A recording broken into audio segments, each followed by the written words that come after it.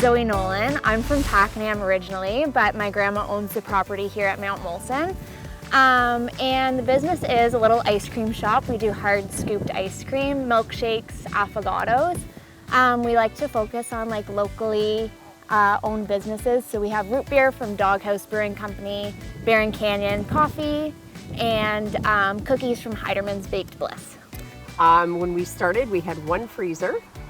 And I can remember being baffled because I think we had 12 flavors, and I was thinking, how am I ever going to remember all these flavors? Well, today, just with all the community support that we've had, I think we're up to about 45 now, 45 flavors, and 4 serving freezers, 2 storage freezers, 2 or 3. So yeah, it's grown a lot. I think just the combination of, you know, the beautiful vista, fabulous ice cream, and just everybody's having a really good time. Welcome to Mount Molson. What can we get for you? Moose Tracks is our most popular. It is vanilla with peanut butter cup chunks and a fudge swirl. And then salty caramel truffle is also a big seller. Each year, Kawartha Dairy comes out with new flavors. So we have Constellation this year. It's like dark chocolate caramel swirl, white chocolate chunks. And then we do have different options. So we have some lactose-free options. We have ripe raspberry sorbet and juicy orange sorbet. And then lots of kids flavors, cotton candy, bubble gum, that kind of thing. I worked at Scoops in Pakenham from like age 14 until 21 basically.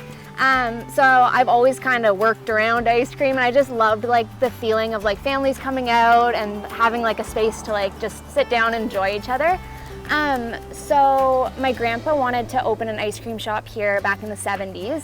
And my grandma was just kind of like, maybe not, we're getting a little old to scoop. So they didn't end up doing it, but my mom came with the idea to me, and I thought, yeah, we may as well. So we opened it in August of 2021 out of the chalet. So we started, like she said, with just the 1 serving window. And the 1 freezer, and then we honestly didn't really have any like business plan or anything like that. We just kind of opened it so my grandpa could see his dream running.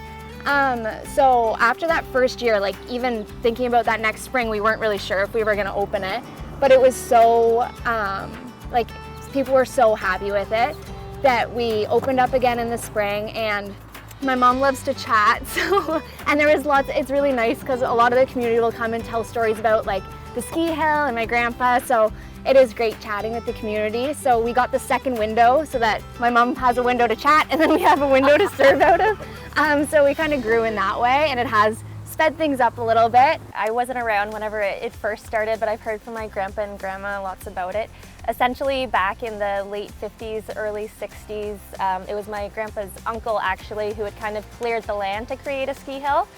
He stopped running it, and my grandpa bought it from him a year later.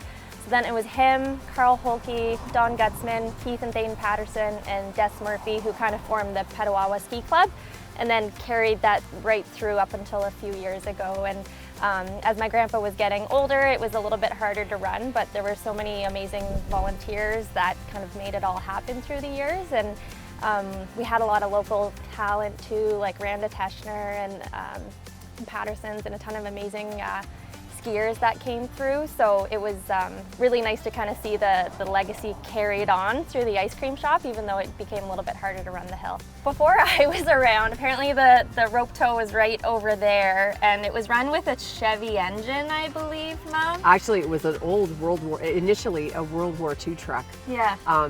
That made like, anyways, it ran the rope tow. And then after that, it was the Chevy truck. They were all older, but well cared for. And we had a lot of fun. So in 1987, they went from the rope tow to a pommel lift, which was came up over here. Pommel lift is, so it's a cable, like a thick wire cable with a little, it's almost like a little disc that you just hold on to. You can put the disc just between your knees and it just pulls you up the hill. Anybody who skied here in the 70s, we had an 8-track player. We had a speaker on that post. I think that's a light, but we used to have a big speaker, and we only had 4 8-tracks. And anybody who skied here in the 70s would remember it was Creedence Clearwater Revival, Beach Boys, Endless Summer. It was Elton John, Yellow Brick Road, and there was Edward Bear, who was a Canadian folk singer. And those were the only 4 8-tracks that we had. So that's what we listened to. And that's, people still tell me that they've moved out west, that ski, that is their playlist. Yeah, I'm up pretty early. I'll go to the wholesale club in Pembroke and I stock up basically every single day on cups and spoons and things like that. And then I come in and just open up the shop. We normally have 3 or 4 employees here. It's pretty nice with ice cream. It's pretty easy. You just kind of take off the lid and you're ready to scoop. So we're lucky in that way that there's not a lot of prep. But we're open from 12 until 8:30 every day. And then Mom and I are normally here into the wee hours of the morning because ice cream, as much as it's easy to prep, at the end of the day there'll be ice cream on the ceiling, on the back of your head, kind of everywhere. So there is a lot of cleanup associated with it.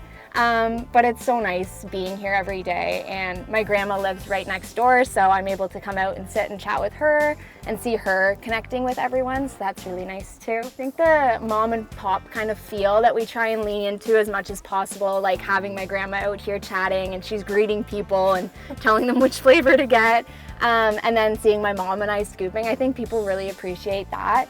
And just having the space to come and just hang out. They could stay here all day and just enjoy the view, and I think people just love the atmosphere. Even new people, and then for other people it's just the like nostalgia of it, of like telling stories about skiing and stuff like that to their family. I think they really like that too. It's really fun to support other businesses. Right when we opened, I remember Doghouse Brewing Company opened around the same time, and they had reached out to me, and I was just like, oh, this is the coolest thing ever. Like, they're so legit. This is awesome. So ever since then, we've had a bit of a partnership there that we've just kind of like, we each kind of support each other. And then same as Bear and Canyon, like it's nice sharing similar values and being able to also kind of like share that with the community of like all similar values of just like local, and I just feel like there's a lot of heart put into everything whenever you focus on local.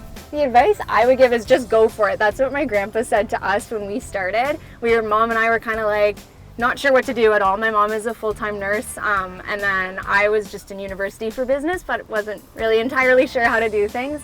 But my grandpa just said, just go for it. So Mom just started painting the wall in there, and we just did it, and we've just been kind of winging it since then, but it seems to work. So I think just, yeah, going for it. I'm going to quote, this is from a television show, but how do you eat an elephant? 1 bite at a time. That's good advice. So sometimes, well, no, it's true, but it's true. I'm not a business person myself. My background's in healthcare, and healthcare is very rigid. There's a lot of rules, and I really like how in the business atmosphere you can kind of make it whatever you want it to be. So it's been really fun seeing Mom and Zoe kind of just follow their instincts. If they want to make a change, they make it, and it's pretty much always paid off. So I think that would be good advice, is just kind of having a vision and then going after it for sure. I'm just in awe of it, really. Like it's pretty cool how she brought her experience at Scoops and Pakenham with her education out in Antigonish with her business degree, and then kind of just took advantage of all of like the natural space that we have and turned it into something really special for families in Petawawa.